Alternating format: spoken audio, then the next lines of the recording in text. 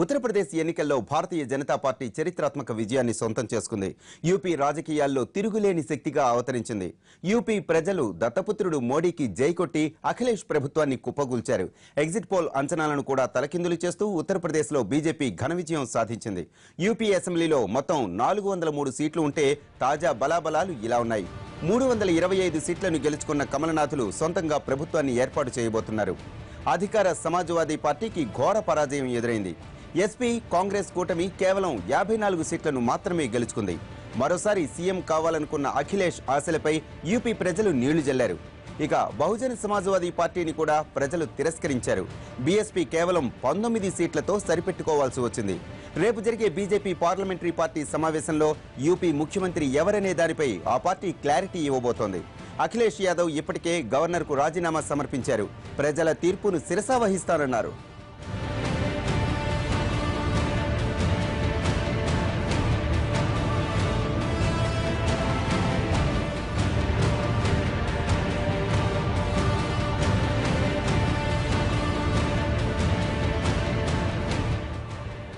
ఉత్తరప్రదేశ్తో పాటు ఉత్తరాఖండ్ను కూడా తన ఖాతాలో వేసుకున్నారు కమలనాథులు.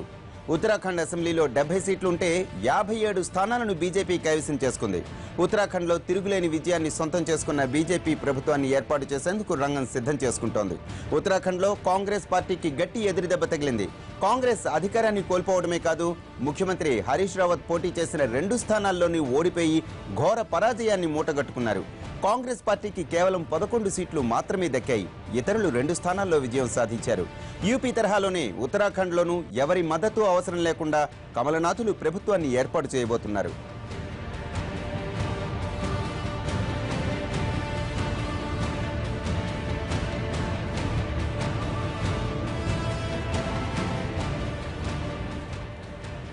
ఉత్తరప్రదేశ్, ఉత్తరాఖండ్లో తిరుగులేని విజయం సాధించిన బీజేపీకు పంజాబ్లో మాత్రం ఎదురుదెబ్బ తప్పలేదు.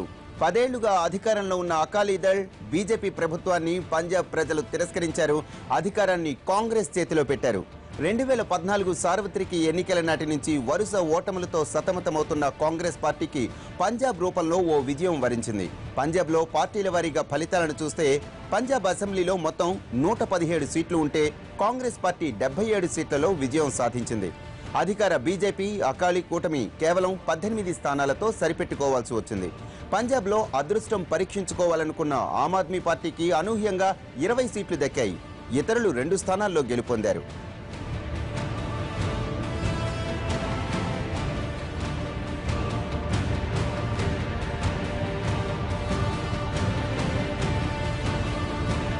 ఇక మణిపూర్లో అతిపెద్ద పార్టీగా కాంగ్రెస్ అవతరించిన ప్రభుత్వాన్ని ఏర్పాటు చేస్తుందన్న గ్యారంటీ మాత్రం కనిపించడం లేదు. ఈ రాష్ట్రంలో కాంగ్రెస్కు 28, బీజేపీ 21 సీట్లు దక్కించుకున్నాయి. మణిపూర్ అసెంబ్లీలో మొత్తం 60 సీట్లున్నాయి. అధికారాన్ని చేపట్టాలంటే మ్యాజిక్ ఫిగర్ 31 కావాలి. కానీ 2 ప్రధాన పార్టీలు మ్యాజిక్ ఫిగర్ను సాధించలేకపోయాయి. దీంతో ప్రభుత్వ ఏర్పాటులో చిన్న చితకా పార్టీలు కీ రోల్ పోషించబోతున్నాయి. కాంగ్రెస్, బీజేపీ మినహాయిస్తే ఇతరులు 11 స్థానాల్లో గెలుపొందారు. Naga people's front 4, national people's front 4, ఇతరులు 3 సీట్లలో గెలుపొందారు. పంజాబ్ మినహాయించి మిగిలిన 4 రాష్ట్రాల్లో తామే ప్రభుత్వాన్ని ఏర్పాటు చేస్తామని అమిత్ షా గట్టిగా చెబుతున్నారు. అంటే కాంగ్రెస్ నుంచి కొంతమంది బీజేపీ వైపునకు రావటమో, ఇతర పార్టీలు బీజేపీకి మద్దతు ప్రకటించడమో జరగాలి. 28 స్థానాలతో అతిపెద్ద పార్టీగా అవతరించిన కాంగ్రెస్ ఎలాంటి వ్యూహాలను అమలు చేస్తుందన్నది చూడాలి.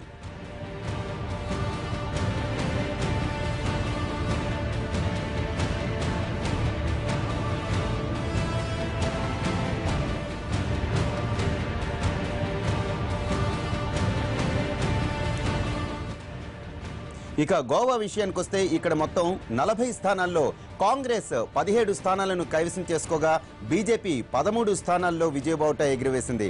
అలానే ఇతరులు 3 స్థానాలకు మాత్రమే పరిమితమయ్యారు.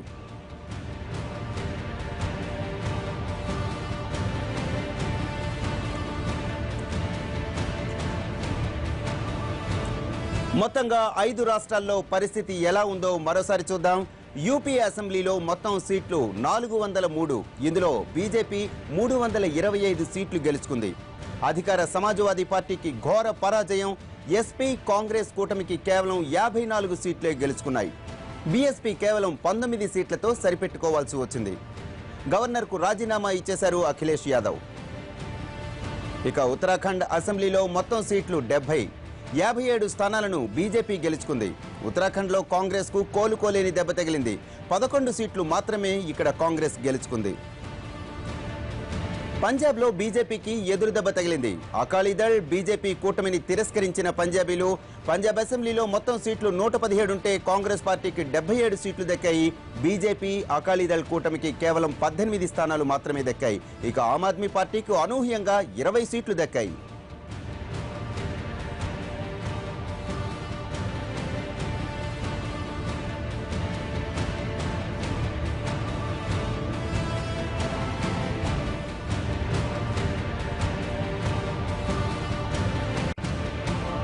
మణిపూర్ విషయానికి వస్తే మణిపూర్లో అతిపెద్ద పార్టీగా కాంగ్రెస్ ప్రభుత్వాన్ని ఏర్పాటు చేస్తుందన్న గ్యారంటీ మాత్రం కనిపించడం లేదు.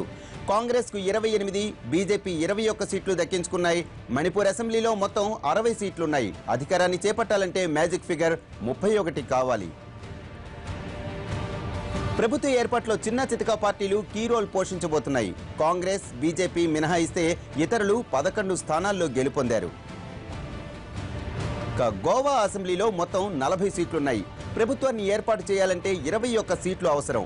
అధికార బీజేపీని పక్కకు పెట్టి కాంగ్రెస్ 17 సీట్లను కైవసం చేసుకుంది. ముఖ్యమంత్రి పర్సేకర్ ఓడిపోయినా బీజేపీ గోవాలో 13 స్థానాలను కైవసం చేసుకోగలిగింది. ఎంజీపీ 3, ఇతరులు 7 స్థానాల్లో విజయం సాధించారు.